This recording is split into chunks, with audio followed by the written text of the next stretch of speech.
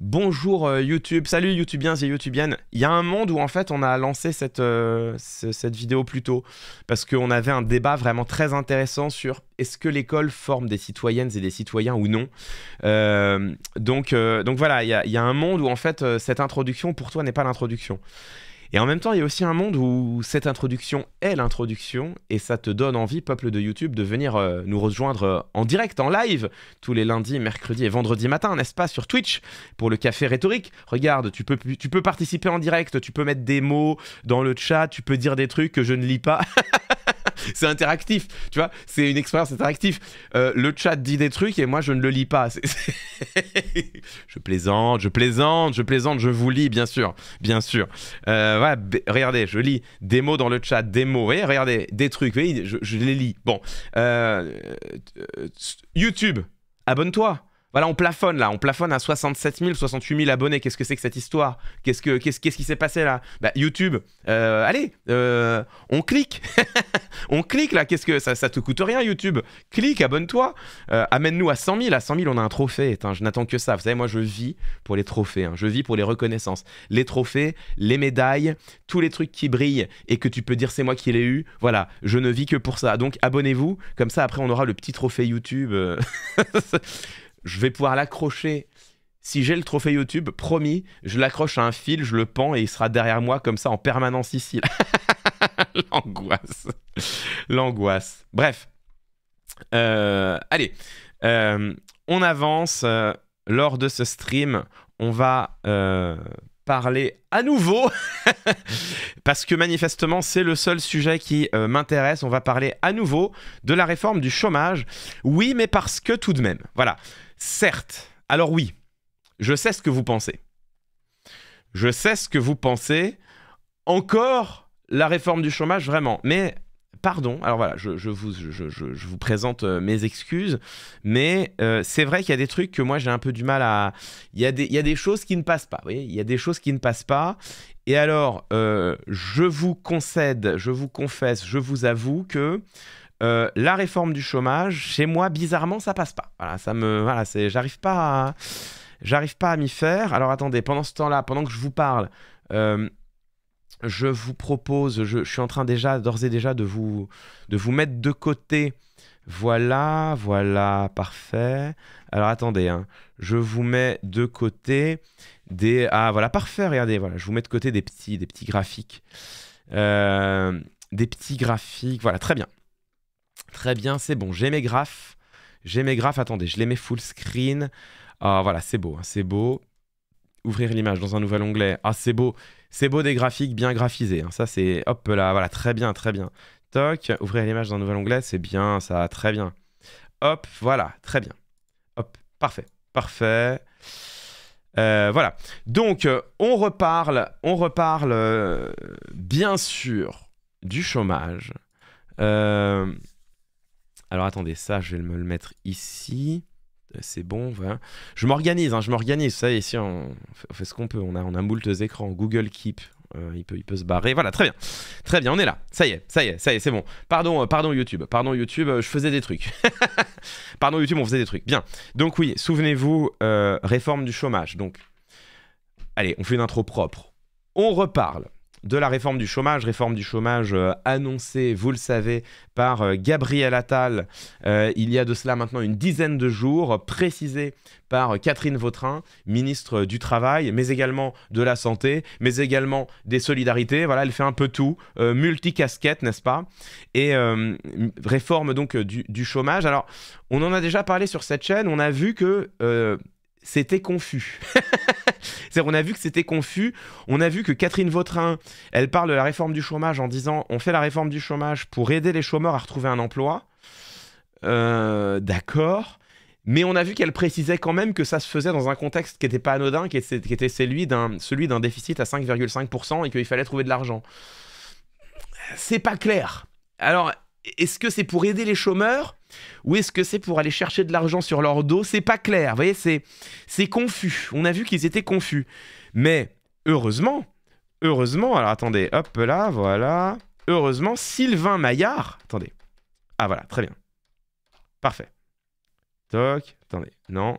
Qu'est-ce que c'est? Vous m'avez dit... Ah, voilà, déjà, c'est ça. Toc. Voilà. C'est bon. Voilà. Toc. Donc, c'est pas clair. Voilà, ils veulent faire une réforme du chômage, mais on sait pas trop pourquoi. Heureusement, Sylvain Maillard, le président du groupe Renaissance à l'Assemblée nationale. Sylvain Maillard, le président du groupe Renaissance à l'Assemblée nationale. Donc le patron des députés macronistes, pour le dire en termes clairs. Sylvain Maillard, incroyable mais vrai, était présent sur France Info hier matin, interviewé par Agathe Lambray et Jules Dequisse, mon collègue, camarade et néanmoins ami. Et il s'expliquait notamment sur la réforme du chômage. Alors vous allez voir, ça vaut le coup d'œil. Hein, ça vaut le coup d'œil. Préparez-vous une petite camomille.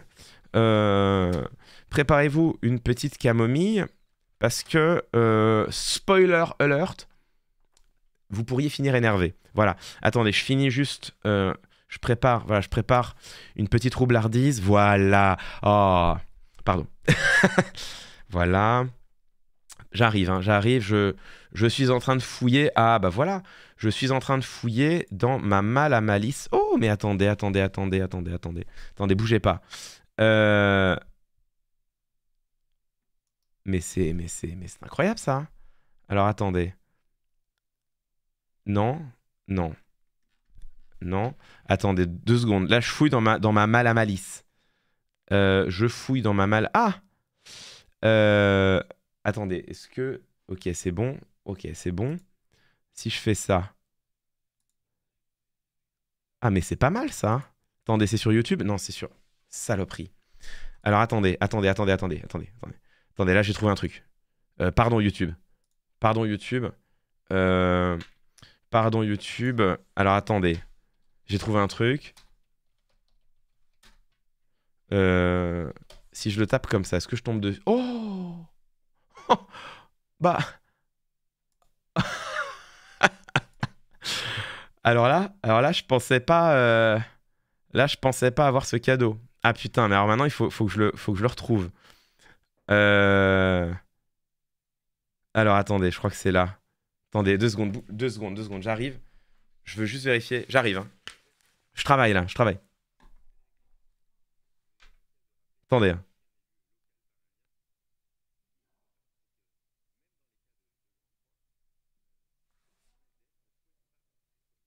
Ah, c'est génial.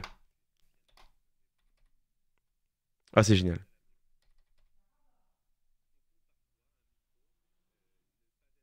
J'arrive, hein.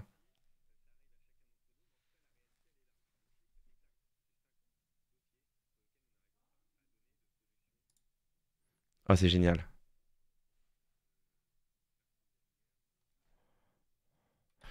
Ok, c'est bon. C'est bon. C'est bon. J'ai.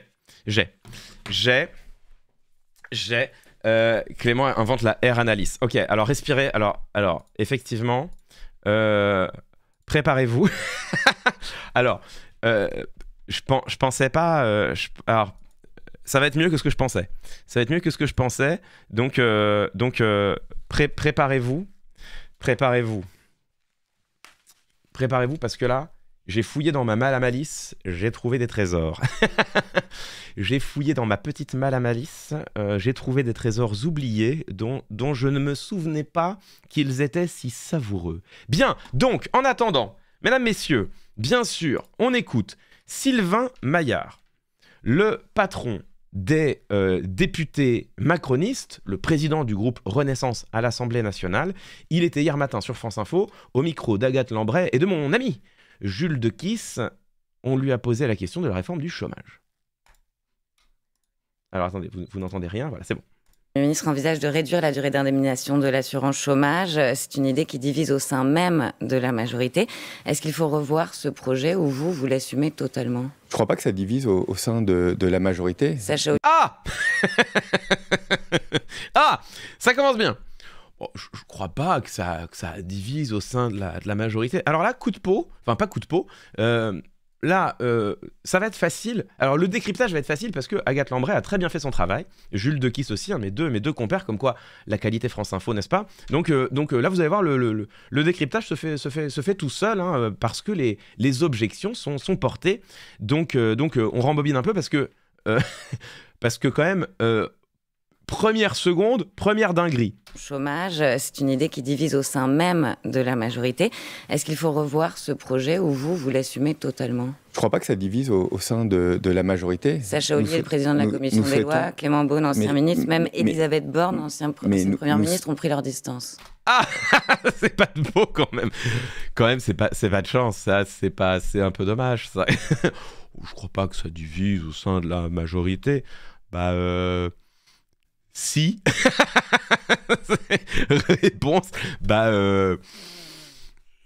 Si. Voilà. Donc, première seconde, première dingue, mais c'est que le début. Vous savez, nous sommes tous... J'ai organisé le débat au sein de la majorité la semaine dernière, lors de la réunion de groupe. Nous souhaitons tous une réforme de l'assurance chômage. Nous voulons... donc, encore une fois, non. voilà donc encore une fois, non, précisément, il y en a quand même un certain nombre, effectivement, qui ont expliqué que c'était pas le moment, que ça avait déjà été fait, que peut-être on peut arrêter de taper sur ceux qui déjà n'ont pas d'emploi. Voilà, il y en a quelques-uns qui l'ont dit, vous voyez, au sein de la famosa aile gauche de la Macronie. Voilà, donc là on est en plein mensonge, mais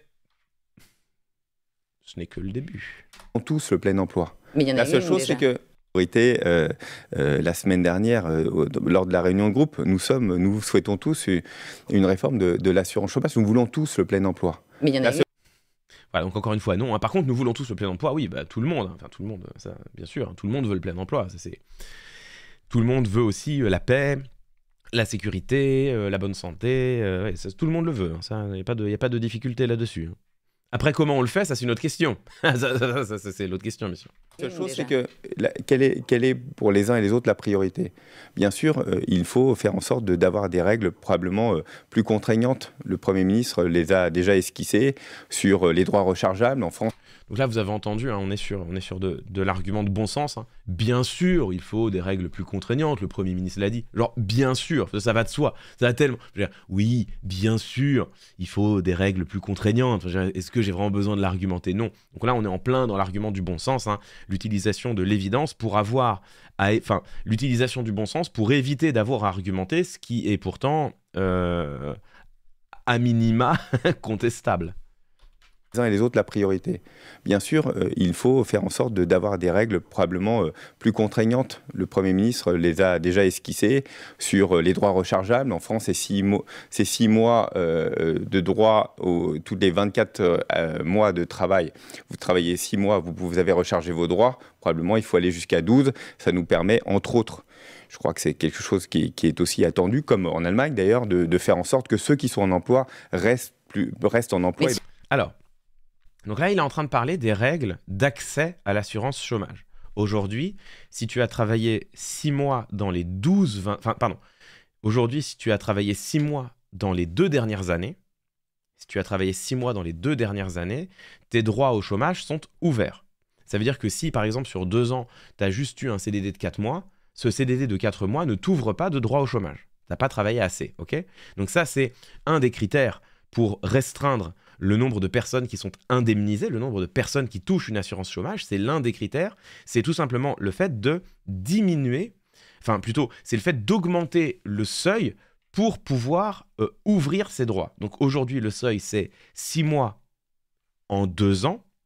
Et là, ce que dit Sylvain Maillard, oui, bien sûr, il faut probablement augmenter ce seuil à 12 mois. C'est-à-dire, si tu n'as pas travaillé 1 an sur les 2 dernières années, tes droits au chômage ne sont pas ouverts. Donc déjà, ça, il faut juste mesurer concrètement ce que ça veut dire. Hein. Ce que ça veut dire concrètement, ça veut dire que si tu as trouvé un CDD de 8 mois, tu vois, tu as trouvé que ça, tu as trouvé un CDD de 8 mois et après tu t'es retrouvé au chômage, ce CDD de 8 mois ne t'ouvre pas de droit d'accès à l'indemnisation chômage. Tu fais ton CDD de 8 mois et à la fin du CDD, c'est retour au RSA. puisqu'il faut travailler 12 mois minimum. Ça veut dire que les CDD en dessous de 12 mois n'ouvrent pas automatiquement de droit au chômage. C'est-à-dire que si tu as un CDD de 8 mois, ou même de 10 mois, ce qui est assez fréquent, les CDD de 10 mois, tu fais ton CDD, et à la fin du CDD, tu es obligé de retrouver un autre contrat pour ouvrir tes droits. Tant que tu n'as pas trouvé un autre contrat, tu restes au RSA, tu n'as pas le droit à des indemnités chômage. Donc c'est évidemment une réforme très dure. On va priver, exclure du dispositif d'assurance chômage tout un tas de Français, enfin pas de Français, enfin tout un tas de personnes, d'individus, pas de Français d'ailleurs.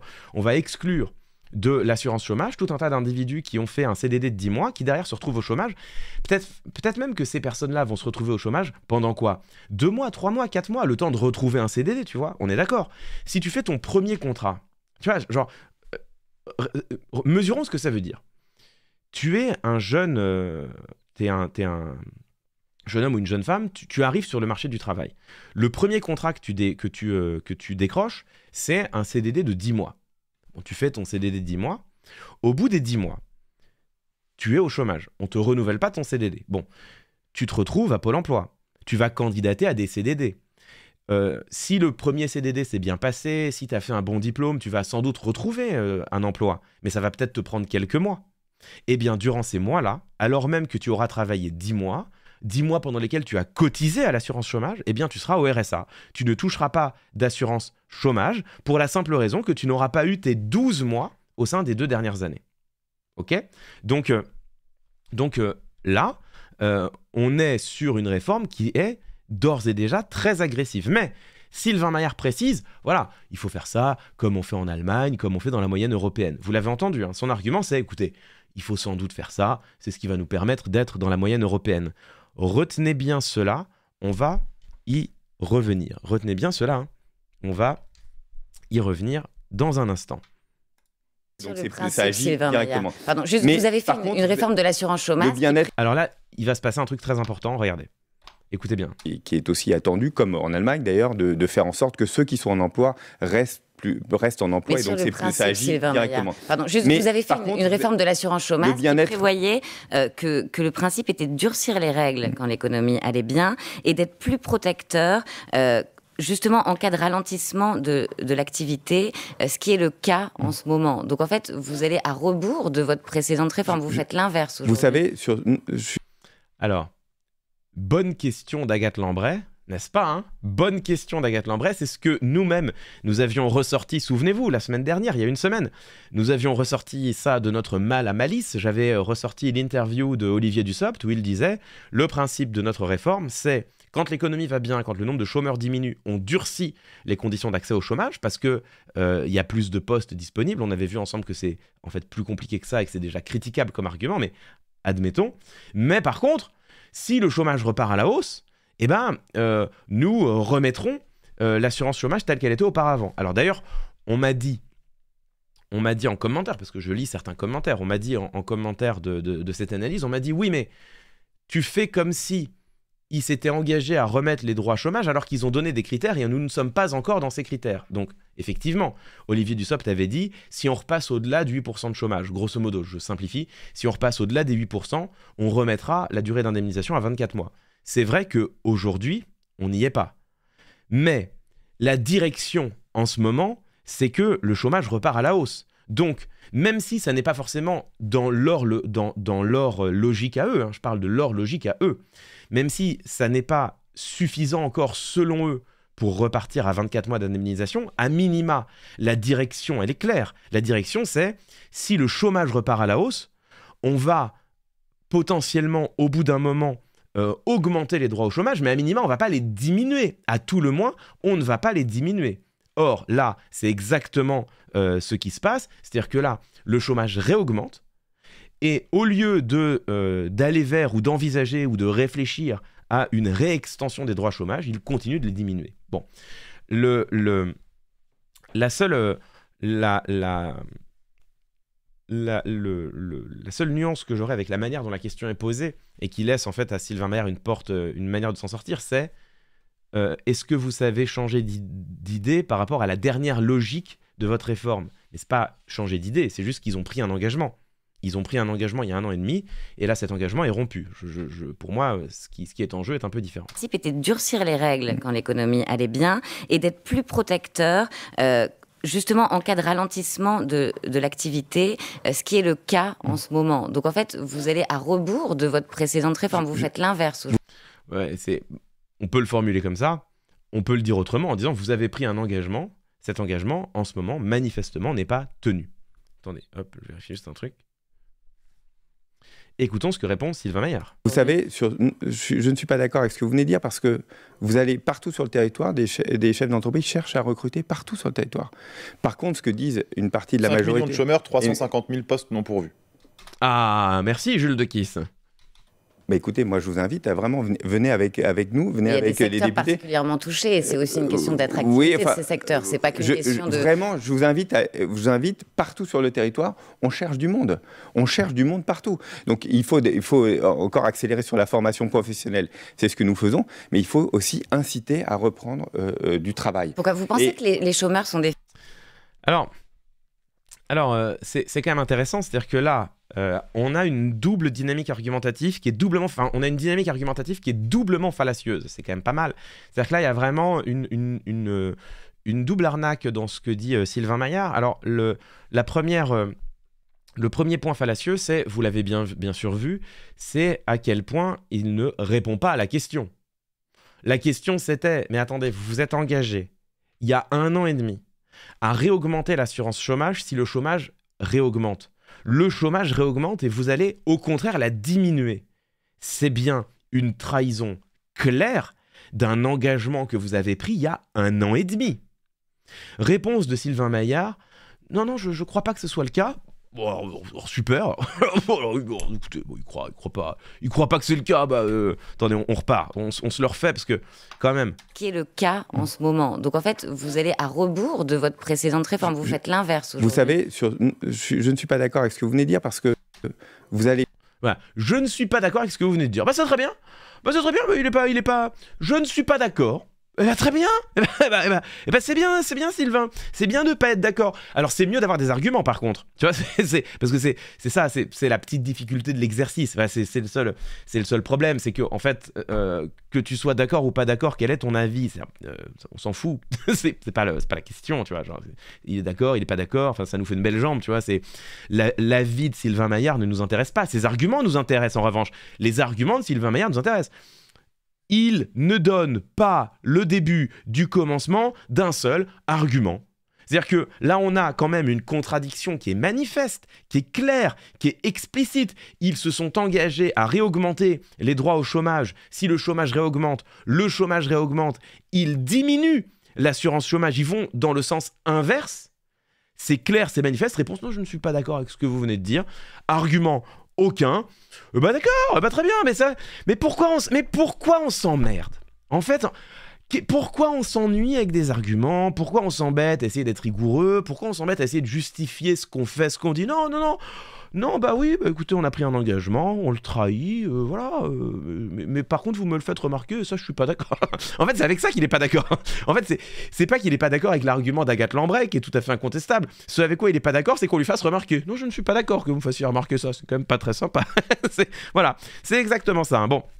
Et alors, après, écoutez bien ce qui vient après, parce que il fait semblant d'argumenter, sauf qu'en fait, il change totalement de sujet et il dit ceci. Et partout sur le territoire, des chefs d'entreprise cherchent à recruter partout sur le territoire. Par contre, ce que disent une partie de la majorité... Voilà, donc des chefs d'entreprise cherchent à recruter partout sur les territoires. Alors, c'est vrai, hein, il y a des offres d'emploi, mais il n'empêche que structurellement, le chômage augmente. Ça n'a absolument rien à voir. Le fait qu'il y ait encore des offres d'emploi non pourvues, il y en a bien sûr, mais structurellement, le chômage réaugmente. C'est l'indicateur sur lequel ils s'étaient fondés eux-mêmes il y a 1 an et demi. Donc là, il est hors sujet si vous voulez. Il est hors sujet, il parle d'autre chose. D'autant que, évidemment, Jules de Kiss, un petit peu fallacieux, voilà, un petit peu fallacieux, un petit peu malicieux, oh là là, terrible. Je retire, je reformule. Jules de Kiss, un petit peu malicieux, voilà. On est de la même école finalement. Jules de Kiss, immédiatement. Des chefs d'entreprise cherchent à recruter partout sur le territoire. Par contre, ce que disent une partie de la majorité... 5 millions de chômeurs, 350 000 postes non pourvus. Ah voilà, ça c'est le problème. Ça c'est le problème, c'est que 5 millions de chômeurs, 350 000 postes non pourvus, effectivement, voilà. Donc même s'il y a des chefs d'entreprise qui cherchent à recruter, on en revient à l'argument que je portais moi-même la semaine dernière, même en imaginant, ce qui n'est pas le cas, hein, on a vu en détail pourquoi, j'y reviens pas, même en imaginant qu'il suffise de claquer des doigts et de dire aux gens, bon bah voilà, tous les chômeurs prennent un des postes d'emploi non pourvus et on est tranquille. Ce qui n'est pas possible. Encore une fois, comme je vous le disais, il y a plein de freins à l'emploi qui font que ça n'est pas possible. L'un des plus clairs d'entre eux, c'est tout simplement la différence en termes de... c'est l'hétérogénéité géographique du marché du travail. C'est-à-dire que le marché du travail n'est pas homogène partout et malheureusement, il y a des régions où il y a beaucoup de chômeurs et peu d'emplois et des régions où il y a beaucoup d'emplois et moins de chômeurs.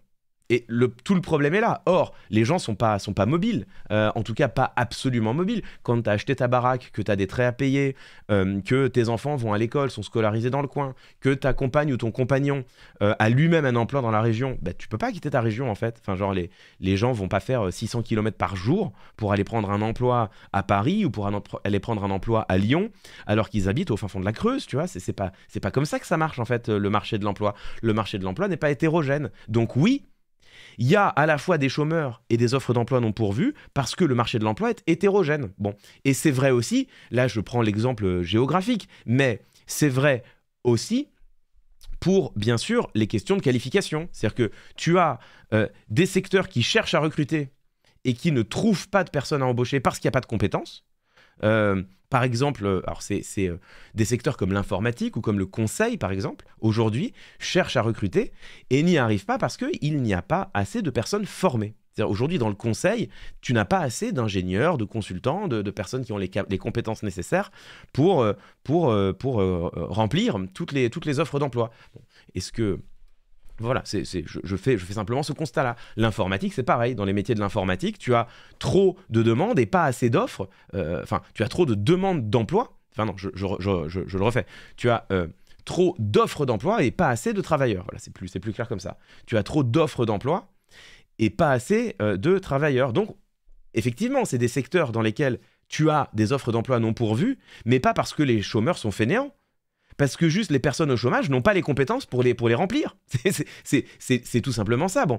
À l'inverse, tu as des gens qui cherchent du travail dans des métiers où malheureusement il n'y a pas assez d'emplois. Alors là, la recherche, le journalisme, et je parle de ce que je connais, quoi. Dans les deux métiers que je connais, la recherche et le journalisme, je peux vous dire que là, des gens qui cherchent du travail mais qui en cherchent désespérément et qui n'en trouvent pas parce que simplement il n'y a pas d'emploi, il y en a, et hélas, des dizaines et des dizaines de milliers. Donc en fait, tout ça, Clément, c'est beau la Creuse. Oui, c'est beau la Creuse, bien sûr. Je suis allé en vacances en Creuse il y a quelques années. Je passais un moment formidable. Mais c'est l'exemple qu'on prend souvent. Mais c'est loin de moi l'idée de vouloir, bien sûr, shame la Creuse. Force à tous les Creusois et toutes les Creusoises. Magnifique département, bien sûr. Mais ce que je suis en train de vous dire, c'est que le marché du travail n'est pas homogène. Et c'est ça, c'est quelque chose qu'il faut absolument comprendre. Parce qu'en fait, c'est ce qui permet de contrecarrer cet argument qu'ils emploient toujours. Il y a des gens qui recrutent. Ben oui, c'est vrai. Mais en fait, des entreprises de conseil qui recrutent des consultants et qui ne trouvent pas, elles ne trouvent pas parce qu'il n'y a pas assez de personnes formées. Des entreprises, le secteur informatique qui cherche des informaticiens, des développeurs et qui n'en trouvent pas, c'est parce qu'il n'y a pas assez de personnes formées. Et à contrario, tu as d'autres emplois dans lesquels il y a trop de gens formés pour trop peu de postes. Sauf que vous imaginez bien que tout le monde comprend bien, j'espère que tout le monde comprend bien que quand tu as un doctorat en histoire médiévale, tu vas pas aller faire de l'ingénierie réseau chez Bouygues Télécom, tu vois. Il y a un truc qui fonctionne pas, tu vois. Il y a quand même t'as quand même appris un métier, et juste c'est pas le même, tu vois. Tout le monde voit bien ça, bon. Et donc encore une fois, t'as aussi une hétérogénéité territoriale avec certaines régions où il y a effectivement très dynamique beaucoup d'offres d'emploi qui ne trouvent pas preneurs, mais parce que tout simplement le taux de chômage est plus bas dans ces régions-là, et d'autres régions où le taux de chômage explose parce que tout simplement il n'y a pas de boulot, parce que c'est des bassins d'emploi qui ont été ravagés. Bon, donc la simple adéquation entre il y a des centaines de milliers d'offres d'emploi non pourvues, pourquoi les chômeurs ne les prennent pas, cet argument n'est pas bon. D'autant que, et c'est ce que dit Jules Dequisse, on a quelques centaines de milliers d'offres d'emploi non pourvues, entre deux, Jules Dequisse dit 350, moi j'ai cité le chiffre de 200, en réalité on ne sait pas exactement, mais c'est entre ces deux bornes-là, grosso modo, quelques centaines de milliers d'emplois non pourvus pour 5 millions de chômeurs, toutes catégories confondues. Tout le monde voit bien que même si toutes les offres d'emploi trouvent preneur, il reste encore 4 700 000 chômeurs dont tu ne sais pas quoi faire. Bah écoutez, moi je vous invite à vraiment venez avec nous, venez avec les députés. Il y a des secteurs particulièrement touchés, c'est aussi une question d'attractivité de ces secteurs. C'est pas qu'une question de. Vraiment, je vous invite partout sur le territoire. On cherche du monde partout. Donc, alors, il faut encore accélérer sur la formation professionnelle. C'est ce que nous faisons, mais il faut aussi inciter à reprendre du travail. Alors, partout, on cherche du monde partout. Donc là, vous voyez. C'est là où c'est quand même compliqué parce qu'en fait, il y a 50 trucs à dire à chaque seconde. Mais là, en termes d'argumentation, quand même, vous aurez noté que les journalistes présents sur le plateau, opposent à Sylvain Maillard des arguments qui sont rigoureux. Des arguments rigoureux. Agathe Lambray qui dit, pardon, mais vous vous êtes engagé à réaugmenter l'assurance chômage, si le chômage augmente, vous voulez la diminuer. Argument rigoureux. Jules Dequisse qui dit, pardon, vous nous parlez de partout sur le territoire d'offres d'emploi non pourvues. Quelques centaines de milliers pour plus de 5 millions de chômeurs. Argument chiffré, solide. La réponse de Sylvain Maillard, c'est « Mais je vous invite à venir avec moi sur le territoire, vous verrez partout, il y a des chefs d'entreprise qui cherchent du travail. » Donc ça, c'est tout simplement un argument par l'exemple, hein. C'est-à-dire que c'est une généralisation hâtive. C'est je me suis baladé, j'ai rencontré des chefs d'entreprise qui cherchaient du travail, source TKT frère, fais-moi confiance, je me balade. C'est vraiment ça, c'est source, je me balade. C'est vraiment, voilà, écoutez, je me suis baladé, j'ai rencontré des chefs d'entreprise qui cherchaient du travail, donc vous voyez bien qu'on a un problème d'emploi. On lui oppose des arguments rigoureux. Agathe Lambray qui parle de l'hétérogénéité du marché du travail, très bon argument, solide, étayé par toutes les études. Jules Dequisse qui montre l'asymétrie des chiffres, quelques centaines de milliers d'emplois, d'offres d'emploi non pourvues pour 5 millions de chômeurs, toutes catégories confondues, 3 millions de chômeurs catégorie A, c'est-à-dire des gens qui n'ont pas du tout de travail et qui vont se retrouver de toute évidence dans les pires difficultés s'ils passent leur réforme. Réponse de Sylvain Maillard, non mais moi je me suis baladé et j'ai vu des gens qui vraiment recrutaient. Alors en fait, sa source c'est je me balade, j'ai vu des gens, voilà, donc déjà on est sur un pur argument par l'exemple. Il oppose l'argument de la plus faible qualité qui soit, c'est-à-dire je prends un exemple, c'est même pas un exemple. Ça n'a même pas la valeur d'un exemple. Il te dit même pas, j'étais en déplacement à tel endroit, j'ai rencontré telle personne c'est même pas un argument par l'exemple. C'est un argument par la généralité. Genre, c'est un argument par la banalité. Voilà. C'est vraiment, il nous sort une banalité. Bah, vous vous baladez, vous rencontrez des gens qui vous disent, c'est vraiment le frère. Bah, attendez, parce que moi, ma tante. Bon bah ma tante, son compagnon, le compagnon de ma tante, ok, mais c'est pas mon tonton parce que bon c'est un peu compliqué. Donc ma tante, son compagnon est coiffeur, ok. Bon bah le compagnon de ma tante, j'ai vu ce week-end, on buvait des coups. Il m'a raconté, il m'a dit, moi j'en entends des belles dans mon salon. Hein. Moi j'en vois passer des entrepreneurs qui viennent, qui me disent, bah vous vous rendez compte, je trouve pas embauché. Bah je les vois moi dans mon salon de coiffure. Et donc moi Sylvain Maillard, bah j'ai parlé au compagnon de ma tante là, et donc il m'a dit, c'est compliqué. Donc voilà, faut faire réforme. c'est ce niveau-là. Hein. C'est vraiment ce niveau-là d'argumentation. C'est-à-dire, on n'est même pas dans l'argumentation par l'exemple, on n'est même pas dans l'argumentation par le témoignage, on est dans la banalité du quotidien, dans la pure utilisation du bon sens et de l'évidence pour se sortir de deux journalistes qui l'interviewent avec, en l'occurrence, des arguments rigoureux, avec des références incontestables à ce que eux-mêmes ont dit il y a 1 an et demi, et avec des chiffres qui sont des chiffres agrégés qu'il ne conteste pas parce qu'il ne peut pas le faire. Donc voilà, donc là on est quand même sur un niveau d'argumentation que je qualifierais de moyenne. Je dirais que là, Sylvain Maillard, pour l'instant, il est moyennement convaincant. Mais attention, il y a pire. Attendez, je vérifie un truc. Oh putain! Alors attendez.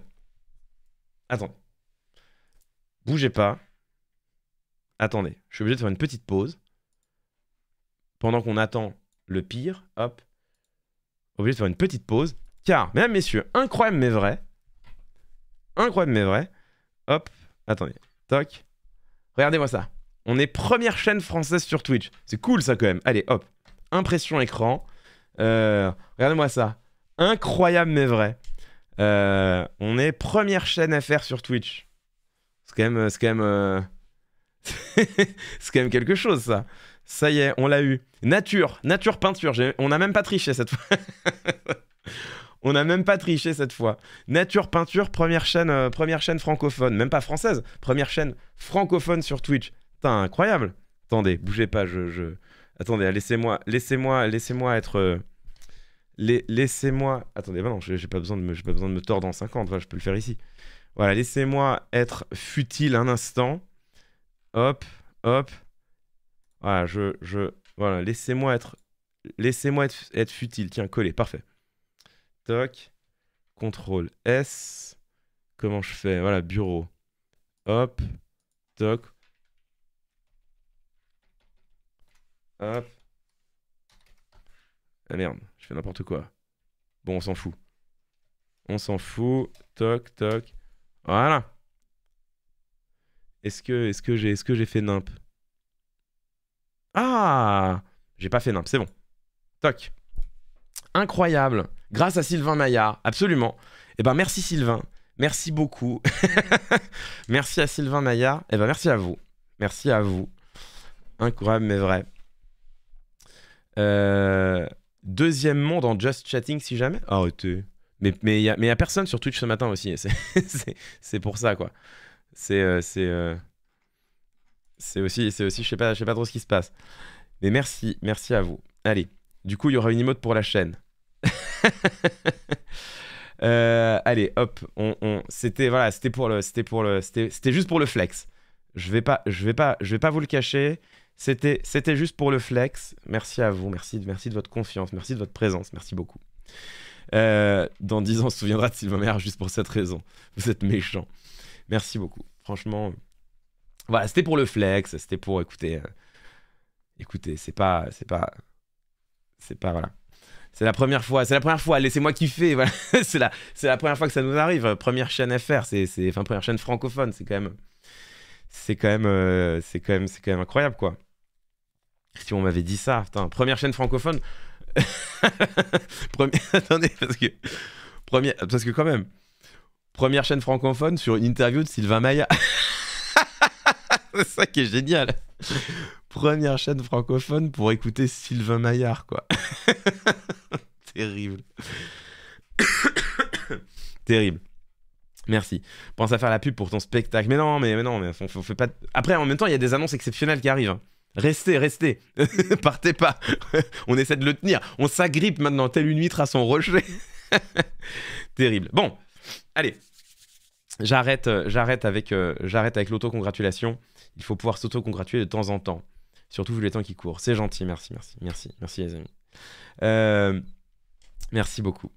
Écoutez, on est content. C'est la première fois hein, en fait, c'est la première fois que ça nous arrive sur ce stream, donc c'est cool. C'est difficile de pas se dire quand même. On a bien travaillé. Bon, allez, hop.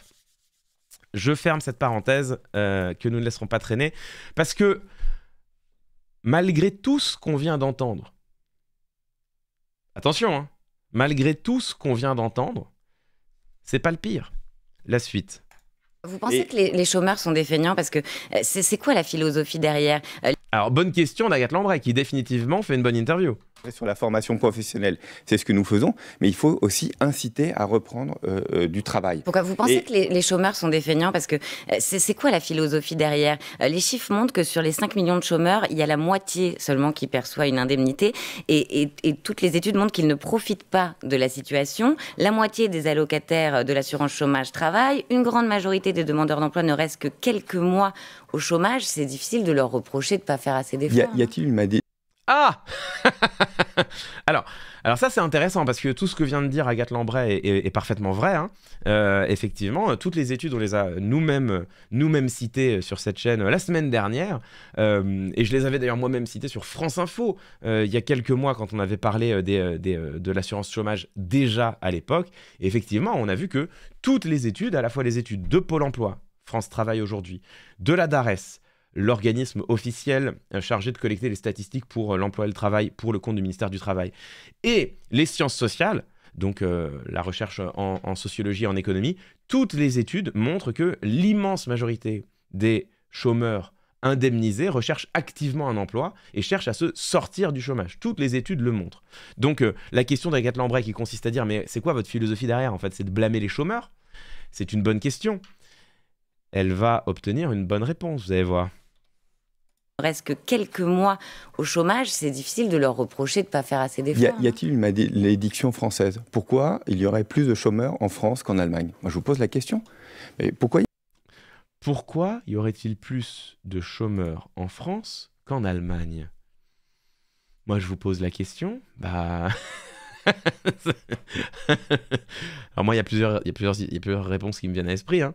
Plus, nous partons du principe que, il faut qu'il y ait plus de gens qui travaillent si nous voulons financer notre modèle social.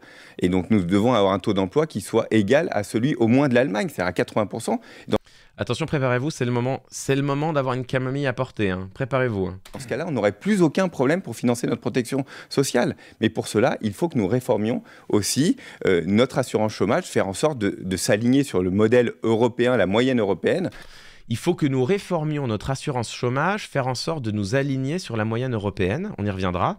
Faire en sorte que parfois, le choix de ne pas travailler peut être un choix qui au fond, financièrement, n'est pas pénalisé par rapport à ceux qui travaillent. Donc nous disons une chose toute simple, on s'aligne sur la moyenne européenne, par exemple sur des droits rechargeables, ce dont je vous ai parlé, de dire sur les 24 derniers mois de travail, il faut avoir travaillé au moins 12 mois pour pouvoir bénéficier de l'assurance chômage. Il n'y a rien de scandaleux, c'est la moyenne européenne, c'est ce qu'il y a dans les pays scandinaves, ce qu'il y a par exemple en Allemagne. Sylvain Maillard, on va continuer.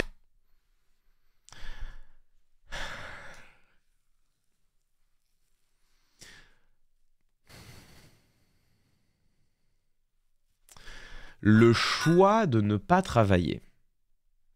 Donc, c'est intéressant parce que, vous voyez, ça, c'est quelque chose d'absolument essentiel. C'est quelque chose d'absolument essentiel, ce qui vient de se passer à ce moment-là sur ce plateau. Déjà, Sylvain Maillard révèle la prémisse cachée du gouvernement. Souvenez-vous, la semaine dernière, je vous disais,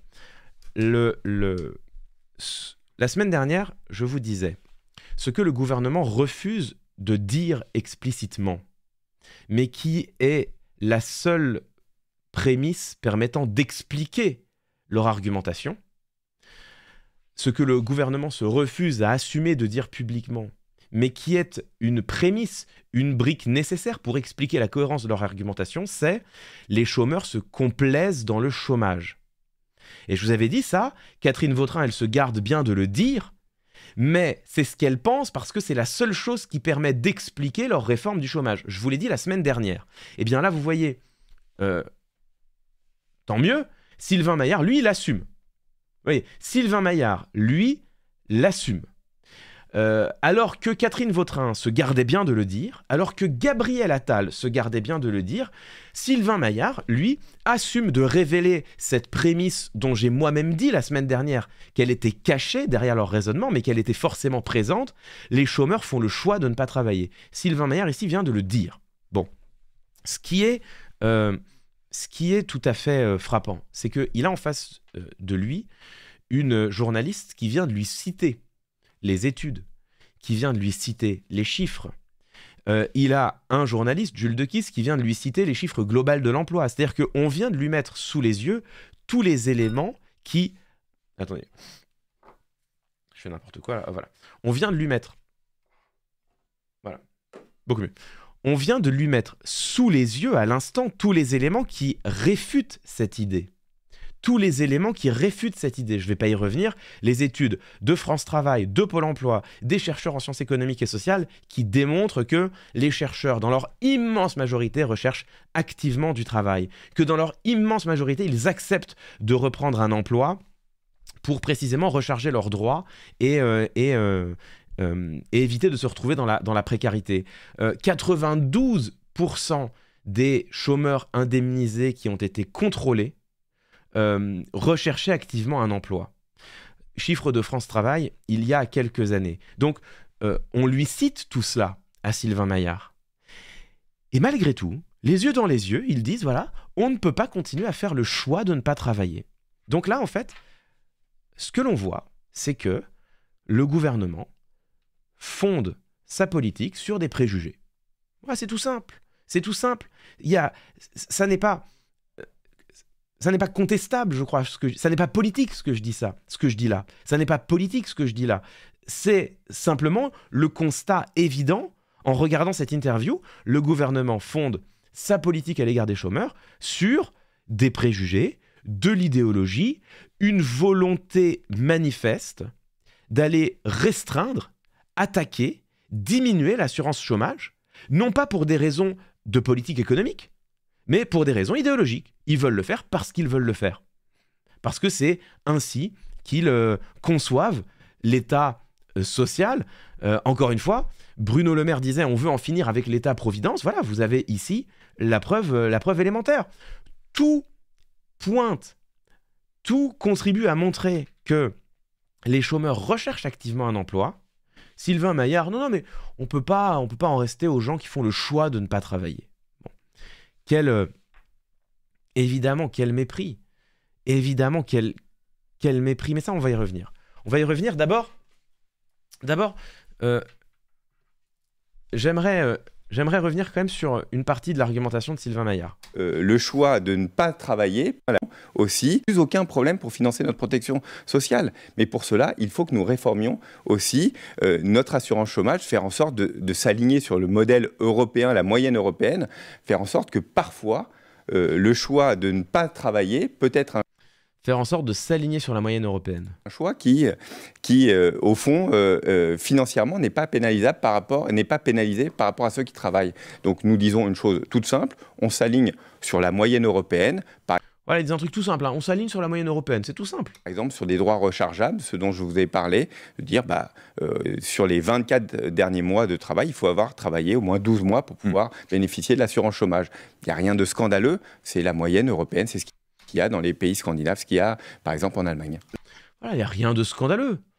Il n'y a rien de scandaleux, c'est la moyenne européenne. Alors, bon, c'est le moment de faire un petit fact-checking. Alors, ça a été très bien fact-checké par la vice-présidente de la Commission des affaires sociales du Sénat. La vice-présidente de la Commission des affaires sociales du Sénat, qui s'appelle Raymonde Poncet-Monge, qui est une sénatrice Europe Écologie Les Verts du Rhône. La sénatrice Raymonde Poncet-Monge, sénatrice Europe Écologie Les Verts du Rhône, qui est aussi vice-présidente de la Commission des affaires sociales, donc quelqu'un qui sait de quoi elle parle. Ça a été très bien fact-checké tout ça sur Twitter ce week-end, et cette sénatrice, vice-présidente de la Commission des affaires sociales, Raymonde Poncet-Monge, sort ce graphique qui est tout à fait intéressant, source UNEDIC, donc source UNEDIC, ça veut dire l'institut chargé de gérer l'assurance chômage, hein, qui a résumé en un graphique les durées d'indemnisation à l'échelle européenne. Vous voyez que la France est dans la moyenne. Vous voyez que la France est dans la moyenne. La France indemnise un peu plus que l'Allemagne, c'est vrai. Un peu plus que l'Allemagne, c'est vrai. Mais voyez que Sylvain Maillard choisit la comparaison qui l'arrange, parce que derrière, il nous parle des pays scandinaves. Effectivement, dans les pays scandinaves, il faut avoir travaillé 12 mois pour bénéficier du chômage. Vous le voyez ici, Norvège, il faut effectivement avoir travaillé 12 mois pour bénéficier du chômage, mais le chômage, c'est 24 mois. La Suède, pareil, il faut avoir travaillé un peu plus de 12 mois pour bénéficier du chômage, c'est vrai, mais le chômage est plus long. Le Danemark, vous voyez qu'il faut avoir travaillé 24 mois pour bénéficier d'un chômage de 24 mois. Et la Belgique, vous voyez que la Belgique, c'est très compliqué, mais qu'on a 14 mois minimum pour ensuite jusque 48 mois d'indemnisation. Donc la France est dans la moyenne européenne. Alors c'est vrai que, regardez même l'Italie. Regardez l'Italie. L'Italie, on a 24 mois de chômage pour quelques mois, 24 mois de chômage maximum pour quelques mois travaillés. Quelques mois travaillés.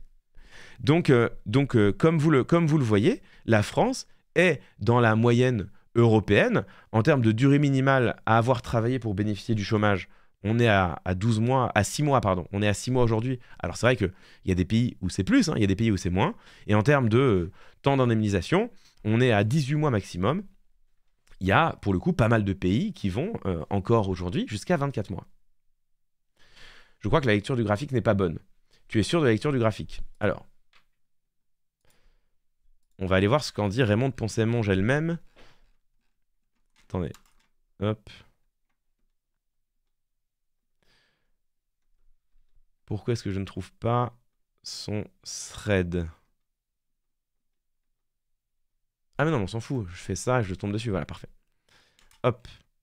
Voilà ce qu'elle en dit. La France, avec 18 mois d'indemnisation, se situe dans la moyenne, voire la moyenne basse en Europe. Notre système n'est donc pas le plus généreux. Alors, c'est vrai que là, elle est sur la durée d'indemnisation, elle n'est pas sur la durée minimum. Pub, j'attends. Pendant la pub, on va chercher la source d'origine de l'UNEDIC. UNEDIC, comparaison, UE. Panorama des systèmes d'assurance chômage en Europe. Alors, tout refusé. Ok. Ah, c'est intéressant. Annulé. Allemagne.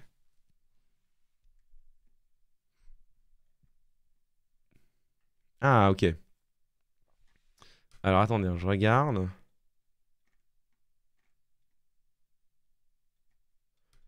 Ok.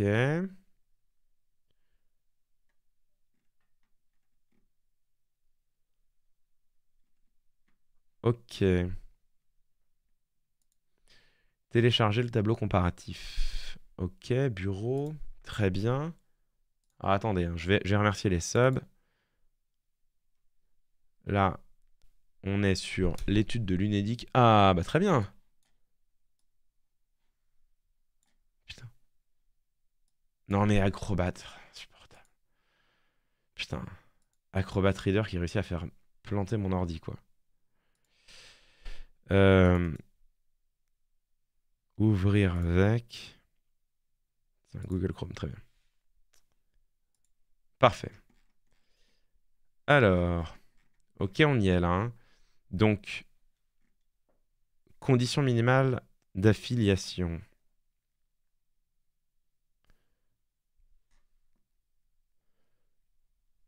Ok.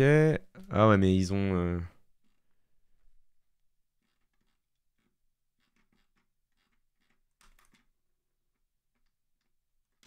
Situation au 1er mai. Ok.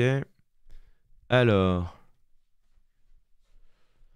Ouais, mais ils sont chiants parce qu'il y en a qui parlent en jours. Il y en a qui parlent en jours. 350 jours. Ok, c'est assez intéressant. En fait, c'est assez intéressant. C'est assez intéressant.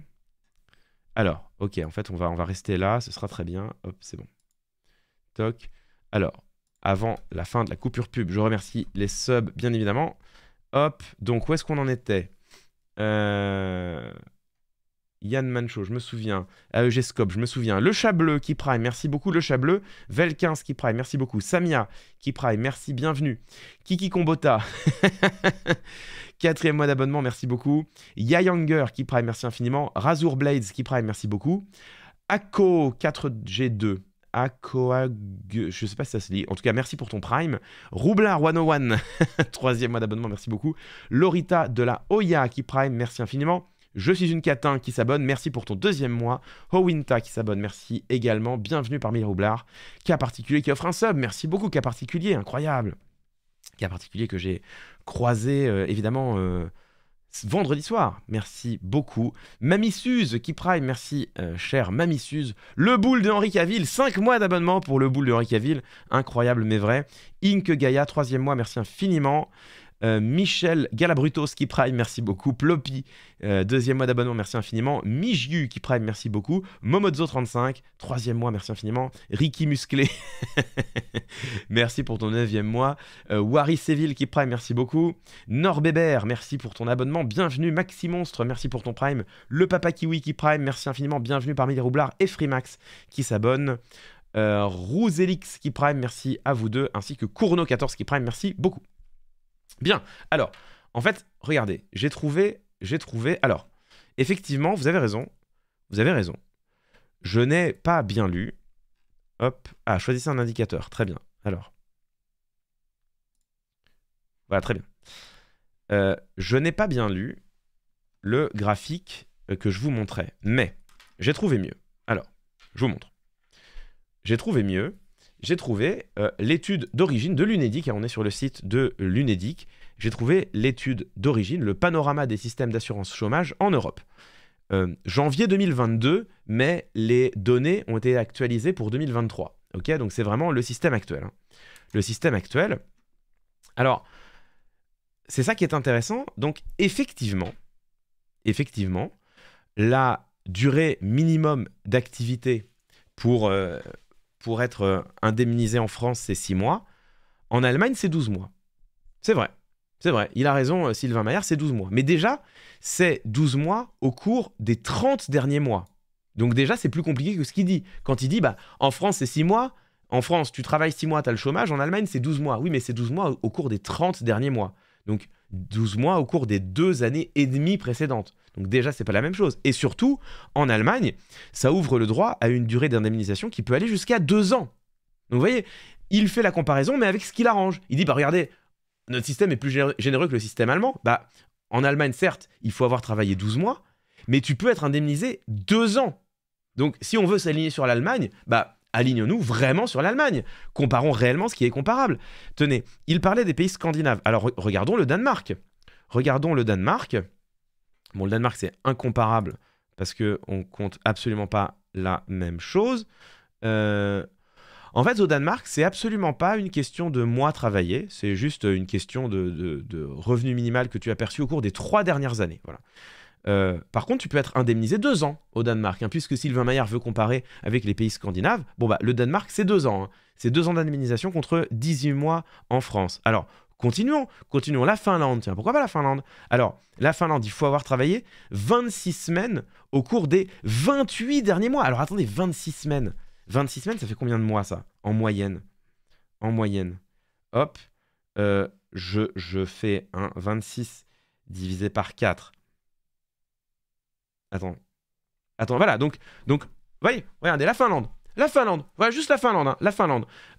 Puisqu'on parle des pays scandinaves. Alors, en Finlande, c'est quand même assez intéressant, puisque on nous dit, oui, regardez, les pays scandinaves, c'est 6 mois. C'est 6 mois, comme en France. C'est 6 mois, mais 6 mois au cours des 28 derniers mois. Donc, ça veut dire que le système finlandais est en fait plus ouvert que le système français, puisque c'est 6 mois au cours des 24 derniers mois. Et tu peux être indemnisé jusque 500 jours. Donc 500 jours, c'est grosso modo 18 mois, donc à peu près comme la France. Donc la Finlande, le système est absolument pas, contrairement à ce que dit Sylvain Maillard, absolument pas plus exigeant que la France. Bon, continuons, la Norvège, pourquoi pas? La Norvège. Alors la Norvège, vous voyez que le temps minimum d'activité pour être indemnisé, précisément, ne se chiffre pas en mois, donc la comparaison est difficile. Par contre, la durée d'indemnisation peut aller jusque 104 semaines, 2 ans. Donc en Norvège, la durée maximale d'indemnisation peut aller jusque 2 ans, contrairement en France où c'est 18 mois, en tout cas pour les moins de 53 ans. Je parle du régime général français, mais c'est ce dont Sylvain Maillard parle lui aussi. Bon, la Suède, allez, pourquoi pas? La Suède. La Suède, c'est 6 mois aussi, regardez, c'est intéressant. La Suède, c'est 6 mois. 6 mois travaillés, alors 6 mois au cours des 12 derniers mois. Donc pour le coup, effectivement, la Suède, c'est un peu plus restrictif. C'est 6 mois au cours des 12 derniers mois contre les 24 derniers mois français. Mais bon, un peu plus restrictif, pas tant que ça en réalité, pas tant que ça. Et la Suède, effectivement, a un système un peu plus restrictif que le droit français, puisque la durée maximale d'indemnisation, c'est 300 jours ou 450 si enfant à charge.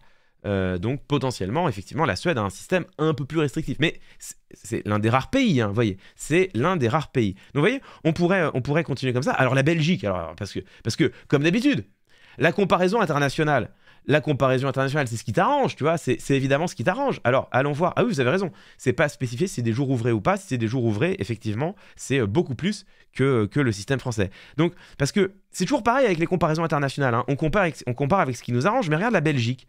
Alors, la Belgique, il faut temps minimum d'activité. Ah, alors la Belgique, effectivement, il faut presque un an de temps minimum d'activité au cours des 21 derniers mois. Alors la Belgique, là, pour le coup, en termes de temps à travailler pour avoir tes droits ouverts, la Belgique, c'est un peu plus qu'en France, hein, ça c'est vrai. Par contre, la durée d'indemnisation, elle peut être illimitée. C'est ce qu'on a vu, hein. La durée d'indemnisation, elle peut être illimitée contre 18 mois en France. Ah, c'est marrant, hein, c'est marrant. C'est comme quoi, quand on compare, c'est toujours avec... Voilà, c'est toujours avec ce qui t'arrange. Tiens, l'Espagne, l'Espagne, voyons voir. Bah, l'Espagne, c'est moins généreux. Pour le coup. Ah non. Attends, pardon. Autant pour moi. Alors, l'Espagne, effectivement, il faut avoir travaillé un an. C'est vrai, hein, c'est vrai. L'Espagne, il faut avoir travaillé un an, c'est vrai. Au cours des 6 dernières années. Il faut avoir travaillé un an, c'est vrai, au cours des 6 dernières années. Contre, en France, au cours des 24 derniers mois. Donc vous voyez, effectivement, en Espagne, ils sont à un an. Ce que veut la République En Marche, mais un an sur les 6 dernières années, contre un an sur les 2 dernières en France. Donc vous voyez que, en fait, quand on fait une comparaison internationale, et tout ça, c'est les données officielles rassemblées par l'UNEDIC. Ce sont les données officielles rassemblées par l'UNEDIC. Donc vous voyez que bizarrement, hein, quand on fait la comparaison internationale pas comme ça au doigt mouillé, alors ouais, regardez, France-Allemagne, France-Allemagne, bon. C'est-à-dire que Sylvain Maillard, pour expliquer que le système de chômage français est le plus généreux d'Europe, a choisi le critère qui l'arrange, qu'il a comparé avec le pays qui l'arrange. Voilà, c'est ce qu'il a fait. Mais là, vous voyez que en quelques minutes de recherche, hein, c'est littéralement, j'ai fait une recherche Google. Vous l'avez vu, je l'ai fait en direct. Hein, j'ai fait une recherche Google. En quelques minutes de documentation, tu te rends compte que étude officielle de l'UNEDIC, officielle, c'est l'organisme paritaire de gestion de l'assurance chômage en France. Ce sont des chiffres, en tout cas, c'est une étude officielle. En quelques minutes de documentation, tu te rends compte que la France, elle est, en effet, dans la moyenne européenne, elle est même plutôt parmi les pays pas les plus généreux. La France, elle est plutôt, aujourd'hui, du fait des réformes d'Emmanuel Macron, parce qu'on aurait fait ce travail-là il y a encore quelques années, effectivement, je vous aurais dit, ah bah, mais j'en aurais été plutôt, on aurait pu s'en enorgueillir. Je vous aurais dit, ah vous voyez, en France, les travailleurs sont quand même plutôt bien protégés. Je vous aurais dit, regardez, en France, les travailleurs sont plutôt bien protégés, c'est ce que je vous aurais dit. Et effectivement, on aurait été dans la moyenne haute européenne. Mais là, aujourd'hui, du fait des réformes d'Emmanuel Macron, la France fait plutôt partie des pays peu généreux en matière de chômage. Et pourtant, c'est l'argument utilisé par Sylvain Maillard pour expliquer qu'il faut moins indemniser les chômeurs. Donc vous voyez, c'est quand même incroyable. C'est-à-dire que les arguments de Sylvain Maillard, si on résume, hein, si on résume comme ça, voilà. Et puis j'ajoute, bon, puisqu'on en est à citer des chiffres, voilà, et qu'on est sur les études de l'UNEDIC, voilà, je me permets de rappeler, parce que quand on parle de l'assurance chômage, il faut quand même toujours revenir à la base. L'assurance chômage est une assurance. Ok ? L'assurance chômage, ça paraît bizarre dit comme ça, mais l'assurance chômage, c'est pas la générosité de l'État, c'est une assurance. C'est tout simplement les travailleurs et les employeurs qui, chacun paye des cotisations, mais notamment les travailleurs, parce que tu as des cotisations chômage aussi sur les salaires versés par les employeurs. Mais le chômage, c'est une assurance payé par les travailleurs. Attendez.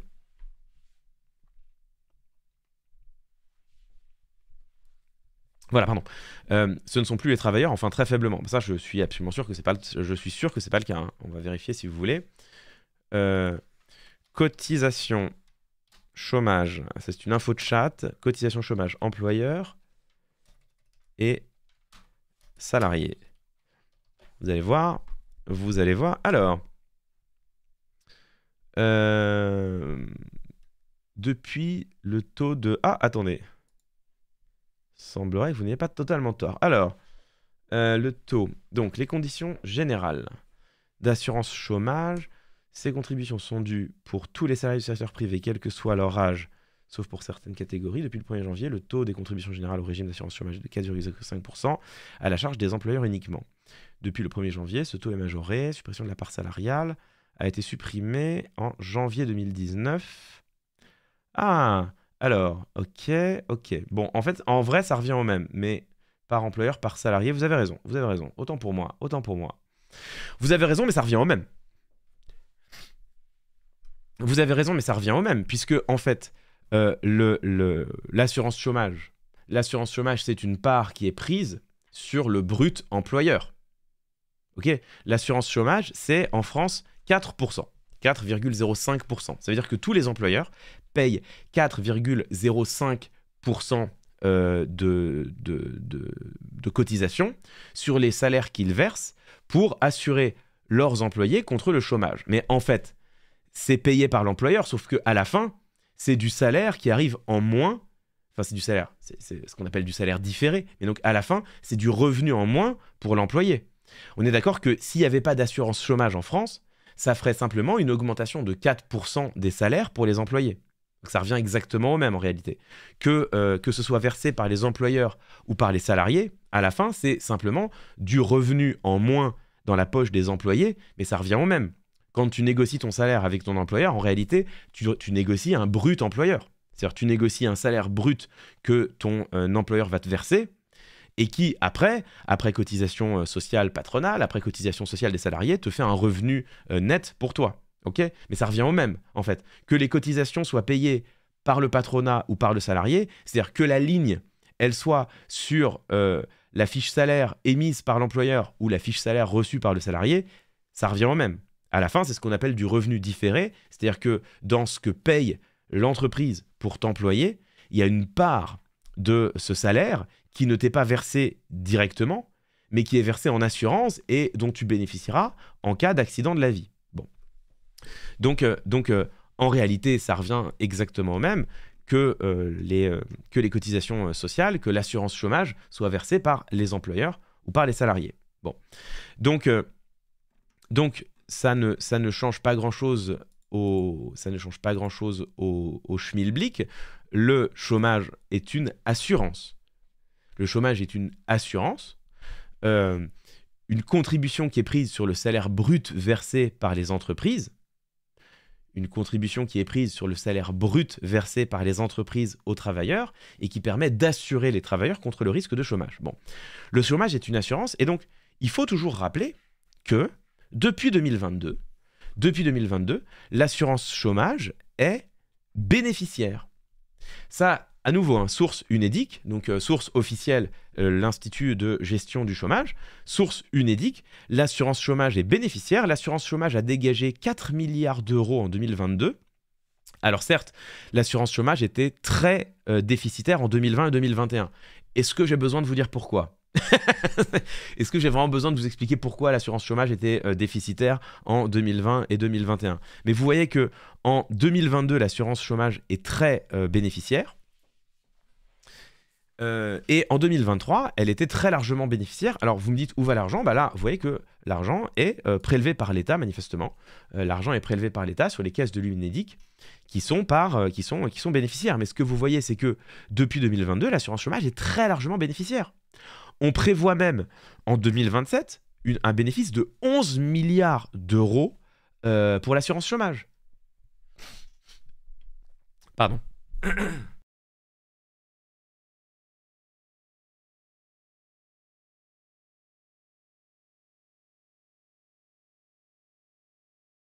Hop, pardon.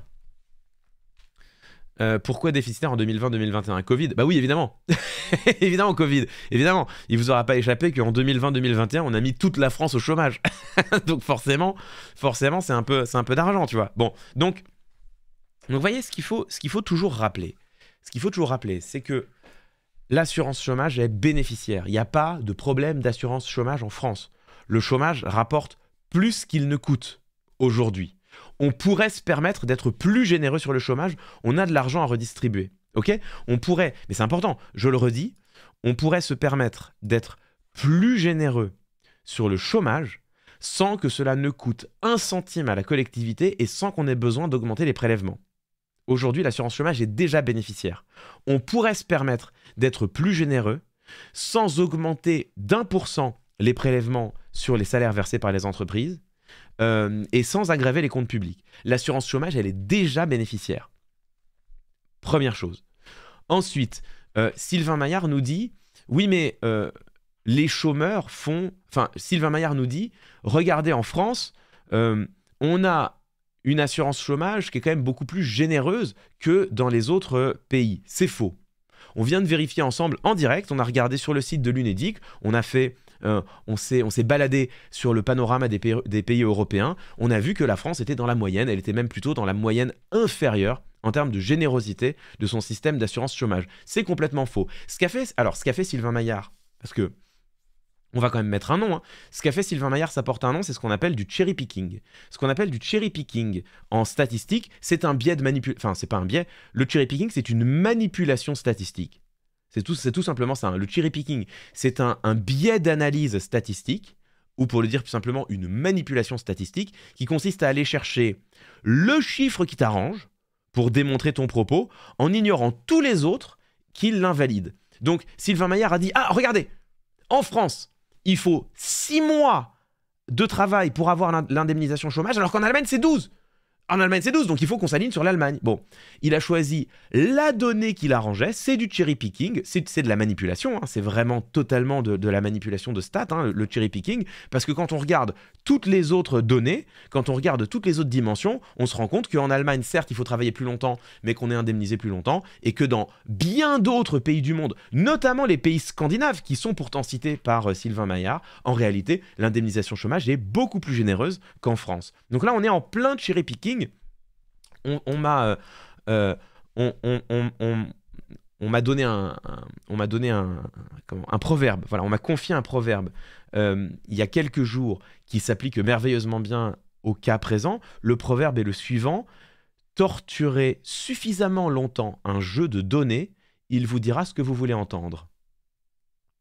C'est exactement ce que fait ici Sylvain Maillard. Hein. Torturez suffisamment longtemps un jeu de données, il vous dira ce que vous voulez entendre. C'est exactement ce qu'a fait Sylvain Maillard. Hein. Il a pris un jeu de données, il a été chercher le chiffre qui l'arrangeait. Voilà.